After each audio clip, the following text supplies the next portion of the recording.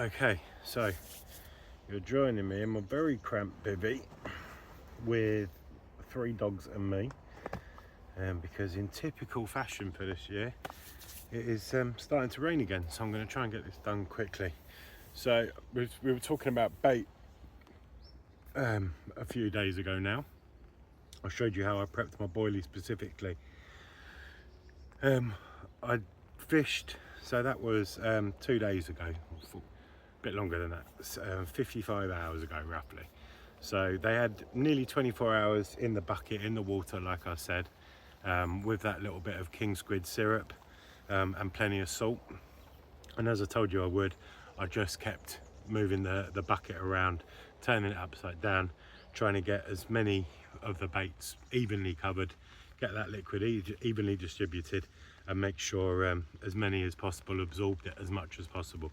I don't want, if you left it in one position, because I hadn't filled the bucket completely, because I didn't want them to completely disintegrate. If you left them in one position, obviously the bottom half of that 5 kilo bag is going to be much different to the top half. Sometimes that could be a winner, but for me, I don't want anything to stand out too much.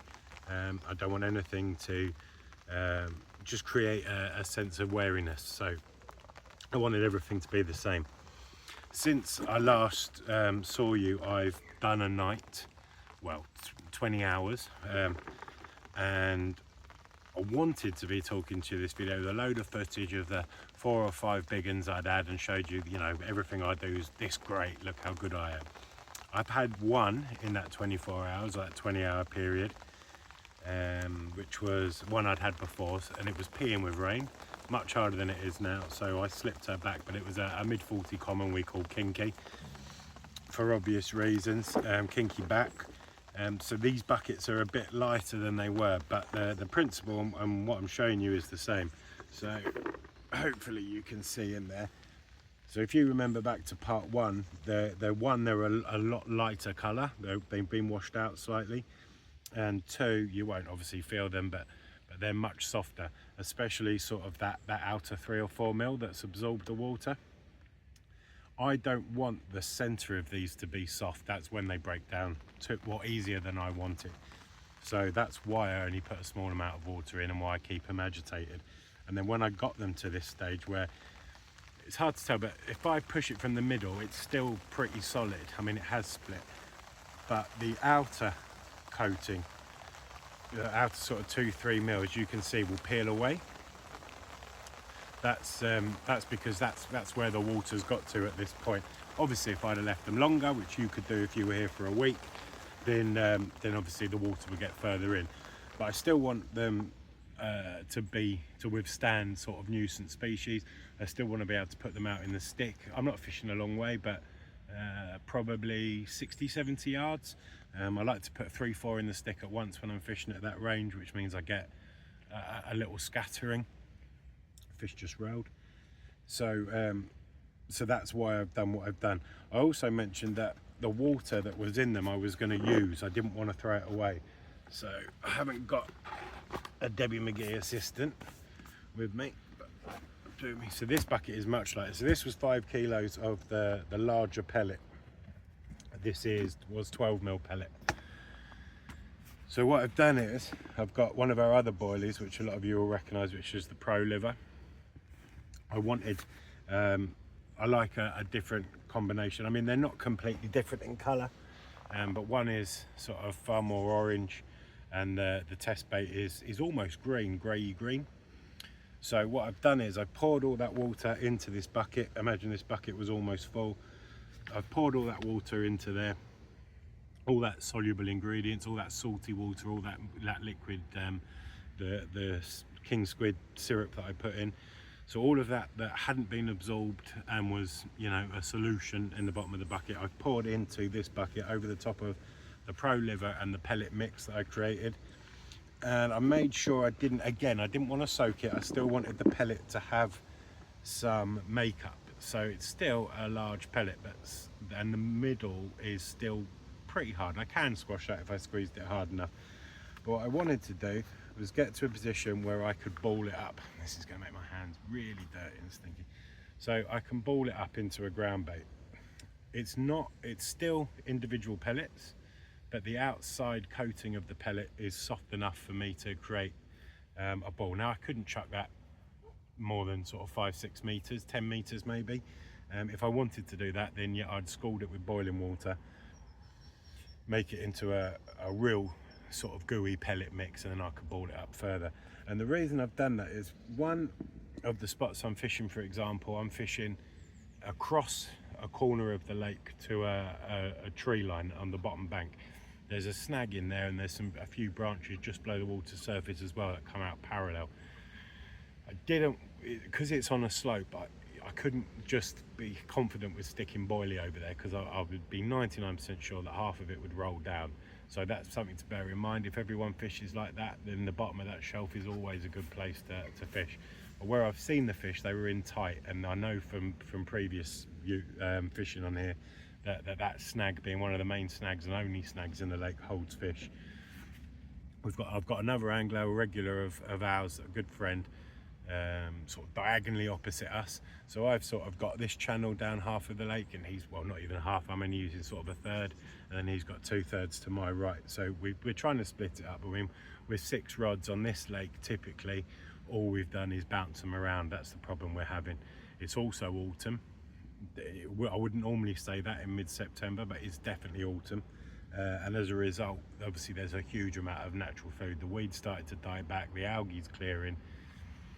There's a lot of food present they don't need in this lake to eat bait. Now they do, and as soon as you move a rod off a spot, it is invariable that they will come in, that they'll come in and absolutely destroy the spot, which we've watched this morning over in Kevin's swim. He pushed a few rods longer from the weed bed in front of him. We stood there this morning, and where were they fizzing up? On the bait that he'd moved his rods from. It's typical Solace. I'm only here for 2 24-hour sessions, so I'm back a day later. Was at home last night. I did put in probably 2 to 3 kilos yesterday, probably 1 kilo in open water, 1.5 kilos in open water, very much spread out, because I'd seen them here, there and everywhere. There wasn't a particular area. I didn't want to spend an age looking for something special, because I'd have just moved them on. So I baited up all over that general area, probably 20 by 20 square meters, maybe 20 by 30 square meters. Just two baits in the stick, and sort of just adjusting my distance and my direction slightly each time. So yeah, I've put out 1.5 kilos in that area, thinking I want to put a rod on that.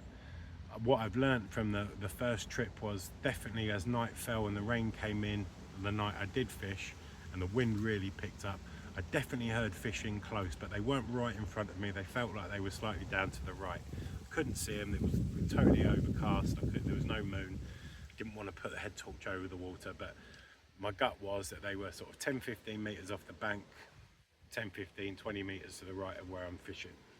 So before I left yesterday, I put the marker float out, which I never do, or very rarely do, because I wanted to pinpoint a spot in that area I thought they were in, so I could get a little bit of bait on it and make sure I was fishing accurately, rather than the sort of typical boilie approach that anyone that watches my fishing normally will know. That's how I fish.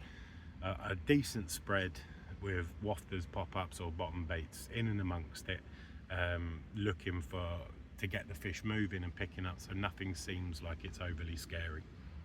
That's my usual method. I did think that there was a reason to be a bit more precise from what I learned on that 24 hours.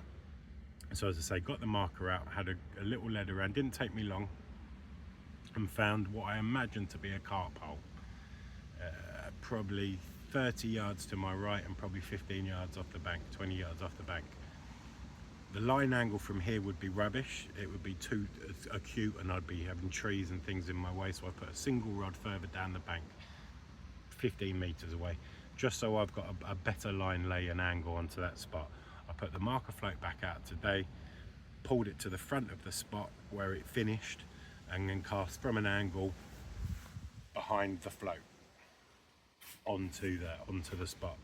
Then I used this pellet mix with some, there's, you know, in each handful I've probably got 2 boilies as well in there, and that's very easy. Oh, dropped it on the dog.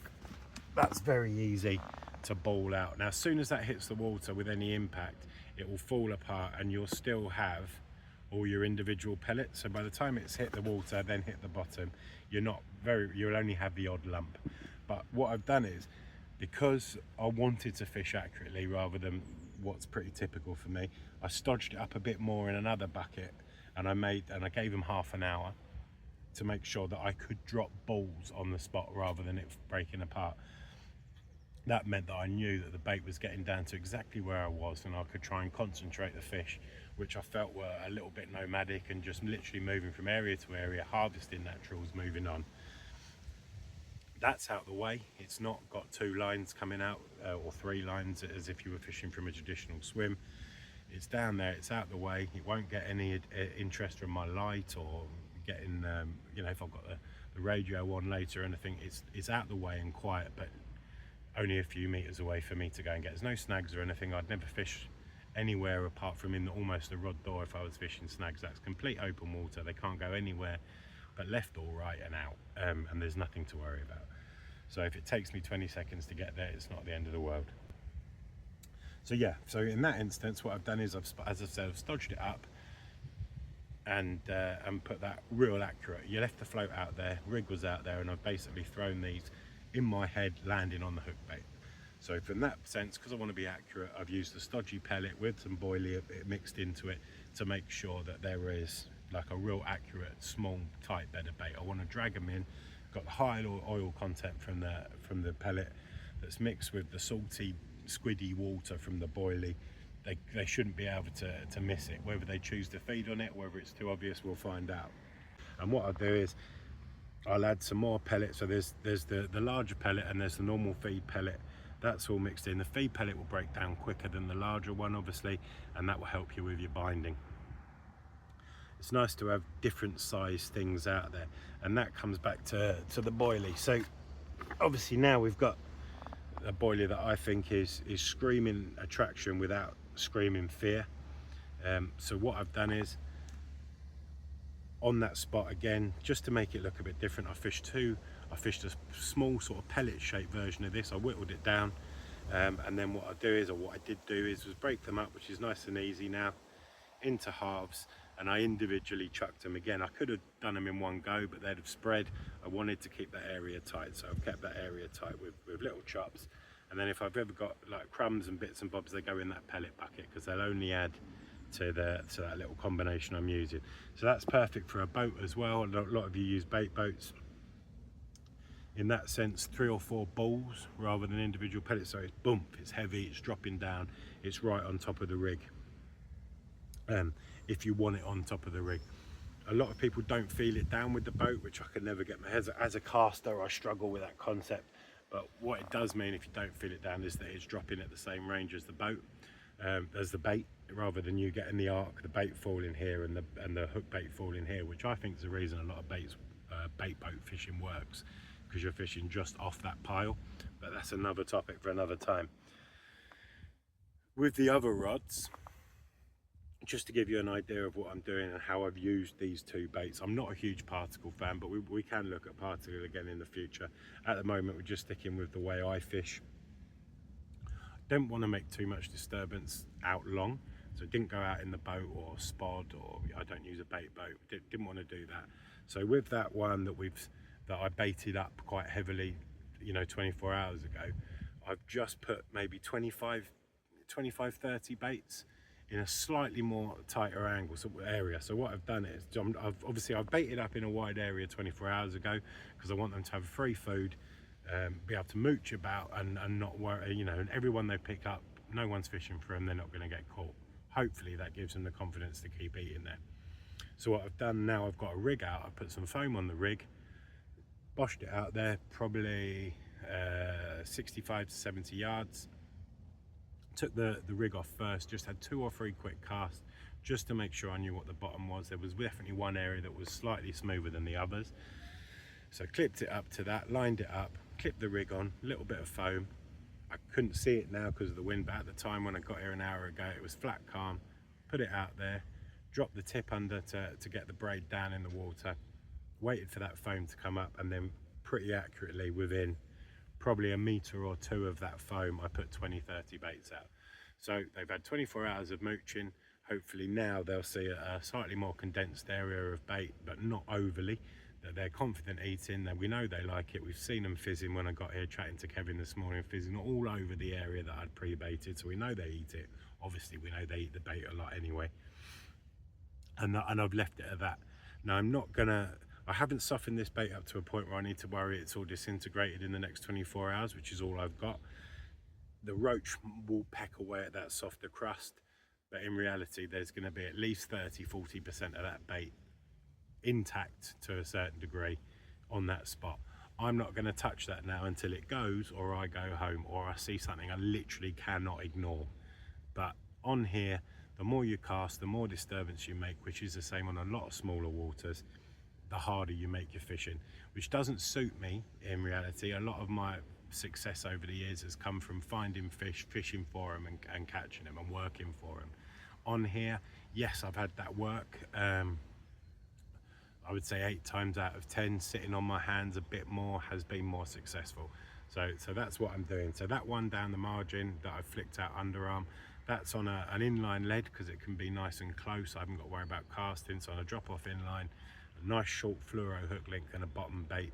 Again, one of the boilies that I've been feeding them, because I put some bait in there before I left 24 hours ago, which Kevin assured me within an hour of me leaving, there's 2 fish head and shoulders right on where he saw the float. So I knew that because there was no one fishing for them, they'd get on the bait, and they did. So I know they'll eat there. I know they like the bait. All I can do is what I've done in that sense. Like it's primed. If it goes, it goes. I've got confidence in what I'm doing and what I'm using. I wouldn't say I've got that wrong if it doesn't go. The one out long just got boilie, and then the one to my left took me 3 or 4 casts. Winds sort of started to pick up. It's a tricky cast. It's not impossible, obviously, but it was exactly 75 yards from where I am, and I want to be on a bucket lid size spot right next to the front of some snags. So what I've done with that is again slightly changed the baiting situation. I've put the rig out. I don't need to worry about the foam popping up, apart from making sure it is exactly where I think it is. The foam's popped up. Obviously I know what I'm fishing to something there. So what I did with the stick was I peppered 20-25 baits, maybe 10-15 meters either side of the spot in a line, so that hopefully as they work their way down this margin, instead of coming across one scary area, they're just coming across a bait here and a bait there, just like they would have done 50 yards off the bank where I've been fishing in open water, where I've baited in open water. Then I've walked around. There's a little hole in the trees just past the spot. I've used my balled up pellet again, but not the super stodgy way of doing it, like I've showed you there, so that when it hits the water it breaks up. And I've tried to be a bit more accurate with that pellet, not as accurate as I am fishing in the little hole down the edge, but if the spot, say, is the size, if I'm fishing on a dustbin lid and I've baited 20 meters either side with the boilie, I've now condensed them by using the pellet to sort of maybe a meter around that rig, which hopefully will give me enough of a signal to draw them in, to have a decent grab around, rather than with the boilie approach. 9 times out of 10 it's perfect for me. It really suits my fishing. But if they suss the boilie, which technically the theory is that it's harder to suss because they're spread out, you know, they just pick it up, they move, they're not sitting still on a spot mouthing and then be able to spit it out. They're dropping, picking, moving, which should make them easier to hook, and in my experience has definitely worked for me over the years. But what I wanted to do was using this stodgy pellet mix, which has got that sort of crust on it, that soft outer coating. As that hits the bottom, even if the roach and bits and bobs disturb it, there's going to be that sediment in the gravels. It's a nice gravel spot out there. The sediment's going to be in the gravel, and hopefully I can get them onto that spot feeding longer than if they just pick up individual baits. And that's why I've sort of used that pellet to concentrate them and as I say, keep them there a little bit longer, which fingers crossed will give me a better chance of hooking one. That higher oil content as well, that's sort of the pellet to me is a bit like a Burger King, you know, a McDonald's. It's screaming eat me. Sometimes that can be a negative, it screams too loud, but in this sense, because I'm fishing off the front of a snag, I want that scream of attraction to sort of convince them that this is something they can't refuse. So obviously you've got the pellet itself, all those liquids, the sediment breaking off that pellet. Fingers crossed that's all sorted, and we will, only time will tell in the next 24 hours if one of those, two of those, or maybe even three of those rods go off. But that's how I set up my bait, and I'll keep topping that up. I'll have another bucket on. If I was here for a week, I'd have another bucket on the go with washed out bait in. I'd keep adding the water to more pellet, to fresh pellet, and so I could keep the routine, the conveyor belt going throughout the week. That's how I'd fish it, and hopefully, not just here, that's how I fish off all waters. Dog's ready to go as well. Hopefully that's helped you. That's how I set up my pellet and boilie approach for fishing on waters like this, and has done me well all across France over the years.